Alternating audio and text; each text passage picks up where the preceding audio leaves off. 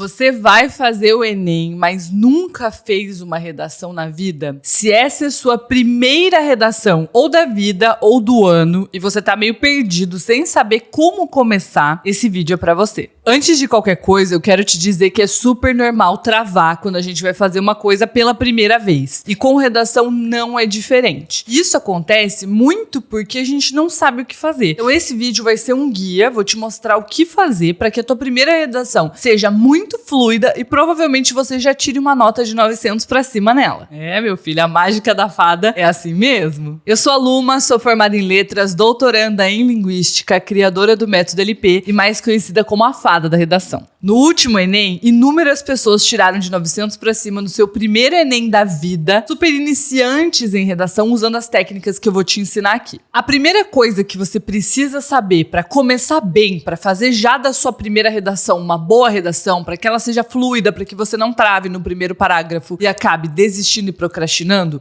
é estrutura. Estrutura é a primeira coisa que a gente tem que saber sobre a redação do Enem. Então esqueça as competências, não vai estudar teoria, não vai estudar temas, foca na estrutura. Até porque a estrutura é a mesma, independentemente do tema que cair. Você deve ter ouvido na escola, no cursinho, que a estrutura de uma redação tem introdução, desenvolvimento e conclusão. E isso é verdade, porém é muito simplista. Analisando as redações nota 1000, eu percebi que elas têm 9 partes e não apenas 3. Então, quem tira boas notas subdivide sua redação em várias partezinhas. E isso faz com que consiga não travar. Por quê? É como subir uma escada degrau por degrau em vez de tentar chegar no topo de uma vez só. A introdução, então, tem 3 partes. Você vai começar, primeiro de tudo, por meio de uma abertura. É assim que eu chamo a primeira frase da sua redação. E é justamente essa parte que mais trava as pessoas que nunca fizeram uma redação. Porque o que eu coloco, Luma? Como que eu começo? Tipo, qual que é a primeira palavra que eu ponho na folha? Isso deixa muita gente doidinho. A estratégia de abertura ideal não é começar contextualizando. Então eu não quero, nem que nessa tua primeira redação, você comece com atualmente, nos dias de hoje, no mundo de hoje, não. A gente já vai começar entregando conteúdo na nossa redação. E a minha forma preferida de fazer isso é por meio de um repertório. Repertório sociocultural é o conhecimento de alguma área do saber, de qualquer área. Pode ser história, geografia, filosofia, literatura, legislação. Eu trouxe um exemplo para você ver. A Organização Mundial das Nações Unidas representa o desejo de promover melhores condições de vida para a humanidade.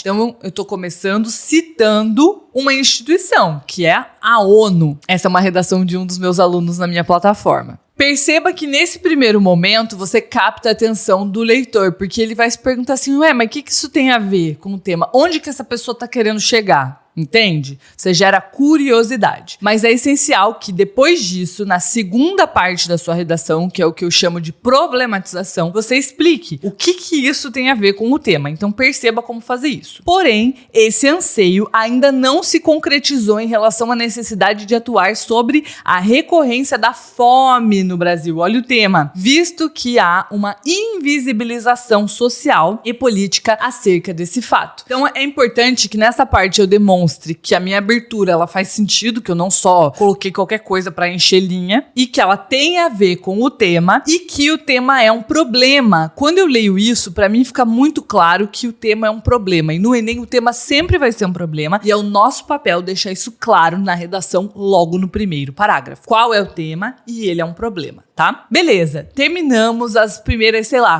3, 4 linhas da nossa redação, então a parte mais difícil já foi. Agora o que eu preciso é me manter no fluxo seguindo parte a parte. Se eu não sigo parte a parte, eu corro o risco de deixar coisas importantes de fora. Então, depois da problematização, vem a tese. Você já ouviu falar em tese? A tese é o coração de um texto argumentativo. Ela é a parte central que centraliza todo o bombeamento de sangue, digamos assim, da sua redação. E a tese, ela precisa ser uma frase curta. Então a gente vai ali chegar até a linha 6 da redação, mais ou menos. Aqui nesse exemplo que eu tô te dando tá a linha 4, porque a redação tá digitada. Aí a letra é menorzinha mesmo, né? Olha essa tese. Com isso, emerge um problema sério em virtude de um viés cultural e de um governo omisso. O que a gente tem aqui? Tem um posicionamento. Esse autor, essa autora dessa redação tá falando, isso é um problema sério. Isso faz desse texto um texto de opinião, um texto argumentativo, não só um texto dissertativo. Mas não só isso. Além do posicionamento, a minha recomendação é que você coloque quais vão ser os seus 2 argumentos, que nesse caso são viés cultural ou mentalidade sociocultural e governo omisso ou omissão governamental. São argumentos que eu ensino dentro do meu método, método LP, que a gente já vai anunciar na introdução. Então perceba que essa introdução de alguém que manja de estrutura, não alguém que necessariamente tem muita experiência, mas que aprendeu a técnica. Aprendeu que eu não faço estrutura de acordo com a minha intuição, que eu não faço uma introdução de acordo com o que vem na minha cabeça. E sim, que se eu seguir um passo a passo, eu vou entregar para o corretor aquilo que ele quer ler, mesmo que eu seja iniciante. Depois, a gente vai para os desenvolvimentos. E agora as coisas ficam um pouco mais densas. Se num primeiro momento a dificuldade é para começar, agora a dificuldade é para manter o nível da sua redação. Muita gente comete o mesmo erro aqui. Começa a escrever o desenvolvimento e vai-se embora. Quando vê, não argumentou direito, a argumentação ficou com lacunas ou acabou até fugindo do assunto.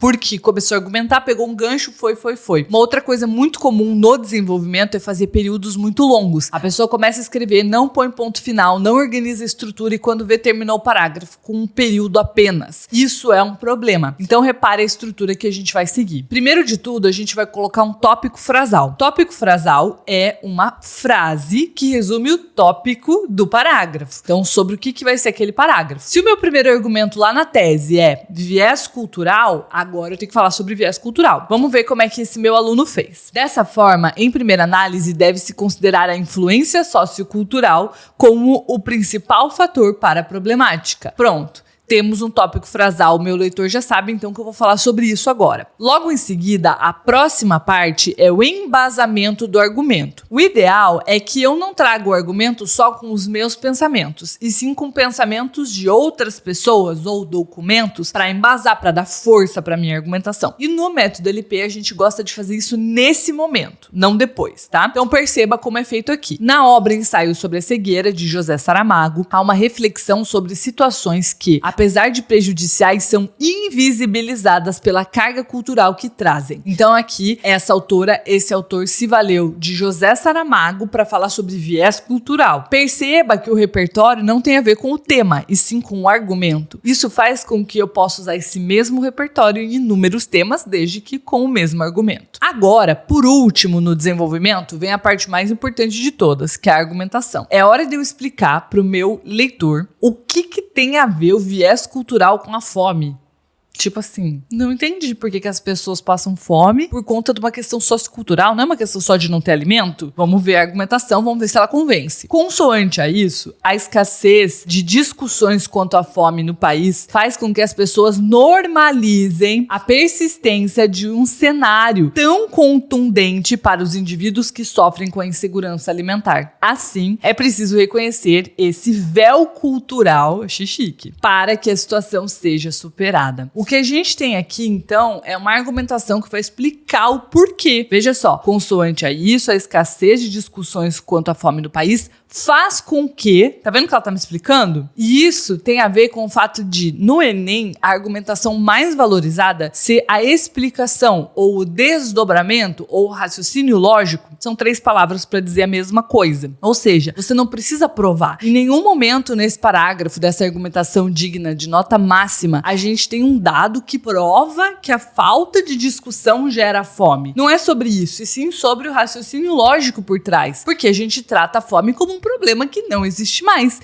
e não fala sobre ele. Porém, para as pessoas que estão sofrendo com isso, é muito claro que isso é um problema. Então, eu achei essa argumentação perfeita. Vou ler agora todo o outro parágrafo que também usa essa estrutura. Ademais, a ineficiência governamental mostra-se como um potencializador para o imbróglio. Imbróglio, não se assuste com essa palavra. É a mesma coisa que problema. Eu não sou muito fã dessa palavra, mas a redação não é minha, portanto, tá ok, ela faz sentido. Para Thomas Hobbes, o Estado é responsável por garantir o bem-estar dos cidadãos. De novo, temos a mesma estrutura. Tópico frasal, mais embasamento. Agora vamos para a argumentação. Entretanto, tal responsabilidade não está sendo honrada no que tange à existência da fome em solo nacional, uma vez que com a inação estatal contra esse elemento, ele tende a continuar atingindo o direito básico da nutrição de muitos brasileiros. Desse modo, para que tal bem-estar seja usufruído, o Estado precisa sair da inércia em que se encontra. Então, a gente tem aqui uma explicação de tipo, olha, o governo é responsável, mas ele está omisso, ele não está agindo sobre isso, que é um direito básico. Beleza, percorremos até agora 6 partes da redação, né? Abertura, problematização e tese na introdução, tópico frasal, embasamento e argumentação no desenvolvimento. A conclusão é um momento que gera muito medo nas pessoas que vão fazer o Enem, porque o Enem pede uma proposta de intervenção. Ele quer que você proponha algo a ser feito para resolver a fome, nesse caso, né? E muita gente tem medo disso, mas não precisa. Com a estrutura certa, qualquer pessoa na sua primeira redação já vai conseguir propor uma intervenção muito, muito boa. Vamos ver como ela fez. Primeiro de tudo, eu acho legal que a gente use um anúncio da proposta de intervenção, porque pense comigo, até agora a gente estava argumentando. A partir de agora, vamos propor uma solução, certo? Você pode do nada chegar e propor a solução, mas eu gosto de uma frase que conecte isso. E essa frase é: portanto, é imprescindível intervir sobre esse quadro lacunar. Ou, portanto, é urgente intervir sobre o problema. Enfim, você vai escrever com as palavras que você quiser. Beleza, meu leitor já entendeu que agora eu vou para a intervenção. E a intervenção ficou assim. Para isso, o governo federal deve criar uma agenda específica para reparar o quadro alimentar da nação, por meio da organização de fundos e projetos, a fim de reverter a inércia estatal, que é um dos argumentos, que afeta aqueles que passam fome. Isso pode ainda conter consultas públicas para atender as necessidades do povo. Falta uma crase aqui, né? Paralelamente, é preciso agir sobre a questão sociocultural existente. Toda essa parte de proposta de intervenção é feita a partir da técnica que eu ensino. Não vai dar tempo de falar sobre ela nesse vídeo. Se você quiser, eu posso fazer um vídeo só sobre proposta de intervenção, tá bom? E aí, por último, a gente vai pro fechamento, que é legal, e a minha forma favorita dos meus alunos fazerem esse fechamento é retomando a introdução. Por exemplo, a partir de ações como essas, o objetivo da ONU poderá ser realizado. Ela citou a ONU lá na introdução e retomou agora, fazendo com que a redação termine no mesmo lugar onde ela começou. Isso faz com que o corretor perceba que ela fez um projeto de texto. Agora me conta, você salvou esse vídeo ou ele que te salvou? Você vai fazer o seguinte, tua tarefa hoje é pegar um papel, botar esse vídeo e dando pausa e fazendo parte por parte das 9 partes a sua primeira redação. Assim você vai seguir um passo a passo, vai ser muito mais fácil do que fazer de forma aleatória e você já vai conseguir um resultado muito satisfatório aqui. Mas eu sei que é muita coisa para absorver num vídeo de 15 minutos. Então eu quero te fazer um convite. Eu preparei um evento gratuito chamado Os Segredos da Nota 1000 no Enem, onde eu vou falar mais sobre essa estrutura e também sobre outros 2 segredos em 3 aulas gratuitas que eu vou fazer agora no mês de março. Para se inscrever é só clicar no link que tá aqui embaixo, você vai se inscrever, vai entrar no grupo de WhatsApp, vai receber o link das aulas e também os materiais por lá. Tô muito ansiosa, a gente se vê.